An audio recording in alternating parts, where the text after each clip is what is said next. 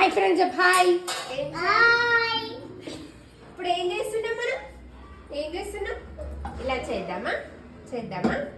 దీన్ని ఏం చేద్దాం? దీన్ని ఏం చేద్దాం? అల్లేద్దామా? వేస్తాం. వెయ్యి వెయ్యి. సుదీక్ష చూడండి నాకే వంట నేర్పిస్తుంది. ఎప్పుడు వంట చేసినప్పుడు వచ్చినా సరే అలా కిచెన్ కట్టు మీద కూర్చోబెట్టమని చెప్పి అన్నీ తనే చేస్తాను మారం చేస్తుంది. ఇంకా రోట్లో ధనియాలు వేసి రుబ్బుతుంటే నేను రుబ్బుతా అని చెప్పి తీసుకొని ఇలా పెద్ద మనిషిలా కూర్చొని రుబ్బుతుందో చూడండి. అన్నిలా క్యూట్గా చేస్తుంది.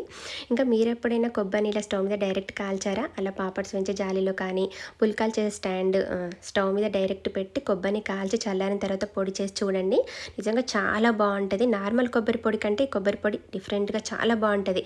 నాన్ వెజ్లో కానీ వెజ్లో ఎందులో వేసుకున్నా ఒకలాంటి మంచి టేస్ట్ వస్తుంది. ఒక్కసారి ట్రై చేయండి. నేను కుండలో మష్రూమ్ కర్రీ చేస్తున్నాను. టేస్ట్ చాలా బాగా వచ్చింది. ఇంతకుముందు మష్రూమ్ అంటే ఆమడ దూరం పారిపోయేదాన్ని, కానీ అది హెల్త్కి మంచిది అని దాని ప్రోటీన్ వాల్యూస్ అన్నీ తెలుసుకున్నాక అప్పుడప్పుడు ఇలా చేస్తున్నాను. ఇంతకీ మీరు మష్రూమ్ ఇష్టమా లేదా మీకు కామెంట్ చేయండి. Bye bye.